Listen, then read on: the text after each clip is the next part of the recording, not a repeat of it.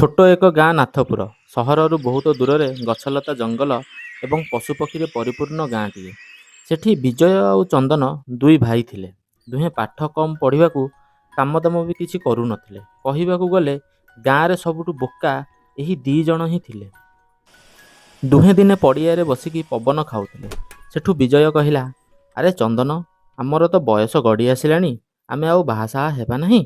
ଭାଇ, ଠିକ୍ କଥାଟା କହିଲୁ, କିନ୍ତୁ ଆମ ଦି ଜଣଙ୍କୁ କିଏ ବା ଝିଅ ଦବ? ତା ବୋଲିକି ଆମେ ଖୋଜିବାନି? ତାହେଲେ ଆମେ ଆର ଗାଁକୁ ଯିବା, ଆଉ ଖୋଜିବା ଆଉ କଥାବାର୍ତ୍ତା ହେବା। ଏତିକି କହି ଦୁହେଁ ତା ଆର ଦିନ ଜଙ୍ଗଲ ରାସ୍ତାରେ ଝିଅ ଦେଖିବା ପାଇଁ ଆଗେଇ ଚାଲିଲେ। କିଛି ବାଟ ଗଲା ପରେ ବିଜୟ କହୁଛି, ଭାଇ, ଗୋଡ଼ ବଥା ହେଲାଣି, ତାହେଲେ ଏଇ ଗଛ ମୂଳେ ଟିକେ ଆରାମରେ ବସିବା, ନା କ'ଣ କହୁଛୁ? ହଁ, ଚାଲୁନୁ, ଏଇ ଗଛ ତଳକୁ ଆ, ଭଲ ଛାଇ ମିଳିବ। ଏମିତି କିଛି ସମୟ ବିତିଗଲା। ତାପରେ ସେହି ବାଟରେ ଆଉ ଏକ ଲୋକ ଘୋଡ଼ାରେ କୁଆଡ଼େ ଯାଉଥିଲା। ବିଜୟ କହିଲା, ଭାଇ, ଜୟ ଜଗନ୍ନାଥ, କୁଆଡ଼େ ଯାଉଛ? ଏଇ ପାଖ ବଜାରକୁ ମ। ଭାଇ, ଆମେ ତ ଚାଲି ଚାଲି ଥକି ଗଲେଣି, ତାକୁ ପଚାରୁନୁ ଘୋଡ଼ା କୋଉଠୁ ଆଣିଲା, ଆମେ ବି ଘୋଡ଼ା ଚଢ଼ିବା। ଠିକ୍ କହିଲୁ, ରହ ତାକୁ ପଚାରେ।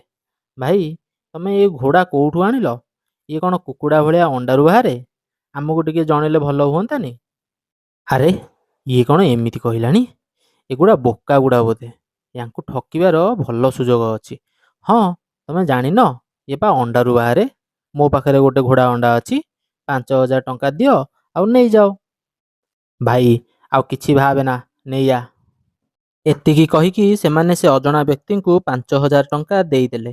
ଆଉ ତା ବଦଳରେ ସେ ୟାଙ୍କୁ ଗୋଟେ କଖାରୁ ଧରେଇ ଦେଇକି କହିଲା, ଏଇଟା ହେଉଛି ଘୋଡ଼ା ଅଣ୍ଡା।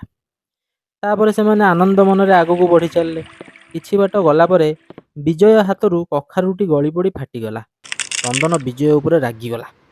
ଗଲା, ଆମ 5,000 ଟଙ୍କା ବୁଡ଼େଇଲୁ ଆଉ ଅଣ୍ଡା ବି ଫଟେଇଦେଲୁ। ଏହି ସମୟରେ ଜଣେ ଭଦ୍ର ବ୍ୟକ୍ତି ସେହି ବାଟରେ ଯାଉଥିଲେ। ୟାଙ୍କ ଝଗଡ଼ା ଦେଖିକି ସେ ଅଟକିଲେ। ଇରେ, କ'ଣ ହେଇଛି ତମମାନଙ୍କର? କାହିଁ ଏମିତି ହଉଛ? ସେମାନେ ୟାଙ୍କୁ ସବୁ ଖୋଲିକି କହିଲେ। ସବୁ ଜାଣିଲା ପରେ ସେ ଭଦ୍ର ବ୍ୟକ୍ତି ଜଣକ ଠୋ ଠୋ ହେଇକି ହସିଲେ। ହା ହା ହା ହା ହା।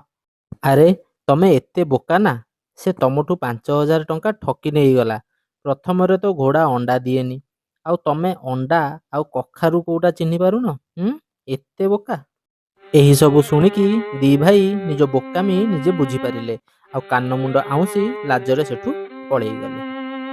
ଏଥିରୁ ଆମେ ଏଇଆ ଶିଖିଲେ ପିଲେ, କେବେ ବି ଚିହ୍ନା ଜଣା ନଥିବା ଲୋକଙ୍କ କଥାକୁ ଆଖି ବୁଜିକି ବିଶ୍ୱାସ କରିବାନି।